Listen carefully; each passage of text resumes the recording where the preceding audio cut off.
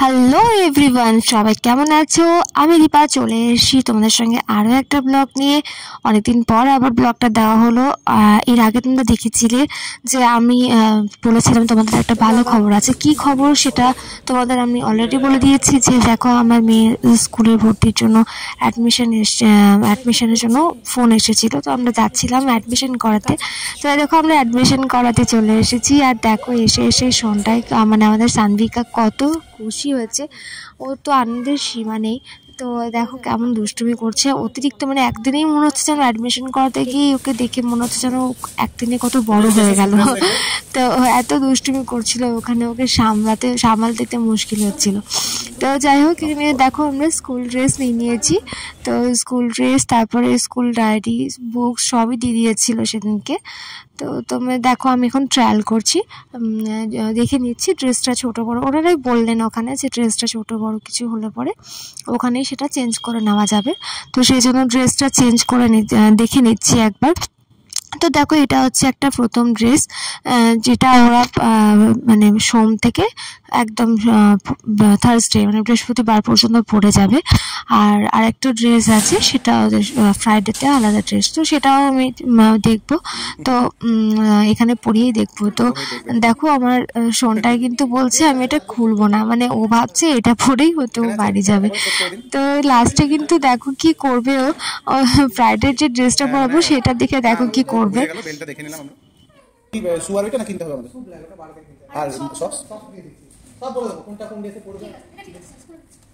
আমি বেশ খুশি খুশি মনেই কিন্তু ওকে ড্রেসটা পরাচ্ছি যে ছোট বড় কিছু হবে কিনা সেই জন্য। আর আমার মেয়ে, ও বাবা, ও বলছে যে আমি এই ড্রেসটা খুলবই না, মানে এত পছন্দ চলে এসেছে ড্রেসটা, বলছে যে আমি এটা পরেই বাড়ি যাবো। কি করবে তুমি? এটা পরে থাকবে? বেশ, তোমার লোগো তো লাগানো আছে, ইউপি পাবলিক ফাউন্ডেশন। তোমার কিন্তু ধরে নিয়ে ঢুকিয়ে দেবে আবার, তুমি গেটের বাইরে গেলেই। স্কুলের ড্রেস পরে গেটের বাইরে গেলেই কিন্তু আবার ঢুকিয়ে দেবে ঘরের ভেতরে। বেশ বেশ, আবার তুমি স্কুলে পড়ে আসবে।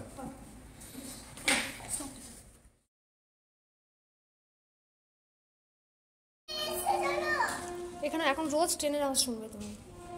ট্রেনের আওয়াজ শুনে বেরিয়ে যাবে।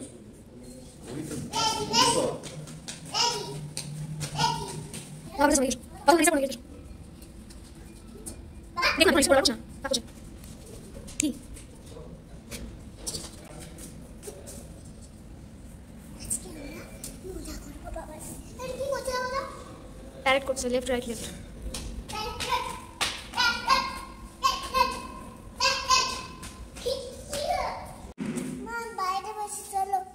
এখানে বসো। না বাইরে যেও না, একা একা এখানে থাকো। এটা 6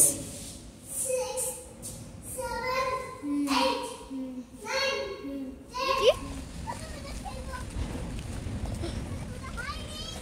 এটা তোমাদের স্কুলের পার্ক, বুঝেছো?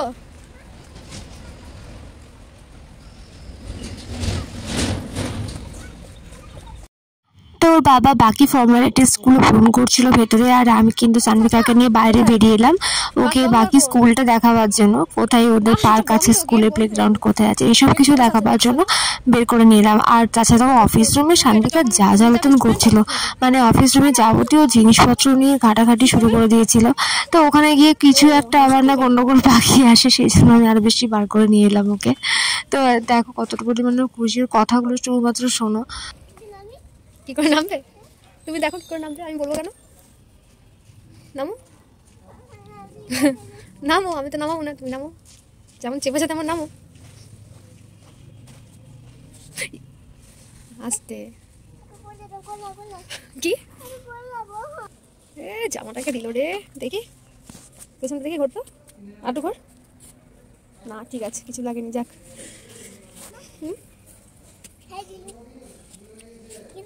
কি করে নামো? না নামো, জাম করে নামো। এবার তুই বড় হবি রে। হ্যাঁ আবার ট্রেন যাচ্ছে না, আর দেখা যেতে পারবো না আমি, এই ঘনে ঘনে ট্রেন যাবে, এত ট্রেন দেখা কিছু না।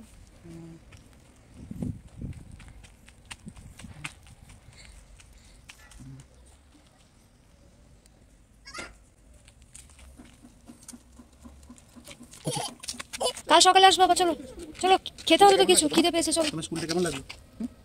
বলে তোমার গুড মর্নিং। চলো চলো চলো, রেডি হতে হবে তো। হ্যাঁ, টি শার্টটা বার করবে? কোথায় আছে টি শার্ট? নিয়ে আসি। কি আজকে স্কুল তো? কি? হ্যাঁ, তুমি ভর্তি হয়ে গেছো তো?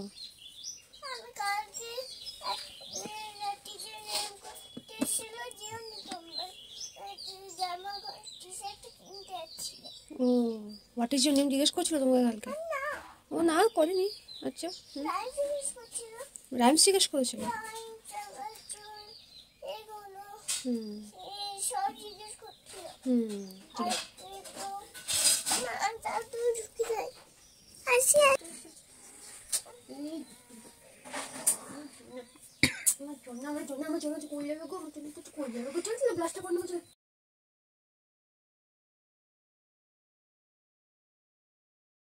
সাতটা 20 বেজে গেল, ঠিক আছে কর। ওকে এত বড় হচ্ছে এটা। সেই শুনটি বেল পড়ে ছিল না আমার মতন? সেই শুনটি বেল পড়ে আছে কারাতে। ঠিক আছে, এটা কি?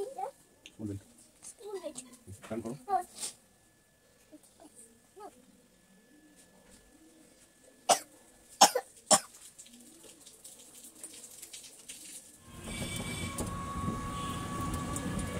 তো প্রথম দিন আমি গেছিলাম সানভিকাকে নিয়ে, একাই গেছিলাম টোটো করে স্কুলে দিতে, কারণ ওর বাবা ছিল না, ওর বাবা একটা বিশেষ কাজে বাইরে গেছিলো, তো সেই জন্য একাই দিতে গেছিলাম। আর এখানে দেখো আমি স্কুলে গিয়ে কিছু ছবিও তুলেছিলাম, আর ওদের রঙ্গোলি ডে সেলিব্রেশন হয়েছিল, সেই কিছু ছবিও আমি কিন্তু এই ব্লগের শেষে দিয়ে দিয়েছি। তোমরা দেখো সানভিকার ছবিগুলো কেমন লাগলো জানিও, আর পুরো ব্লগটাও কেমন লাগলো জানিও। এরপর থেকে সানভিকা স্কুল থেকে এসে বা তারপরে কি করে না করে সব কিছু তোমরা ব্লগে দেখতে পাবে, তার জন্য চ্যানেলটা সাবস্ক্রাইব করতে হবে।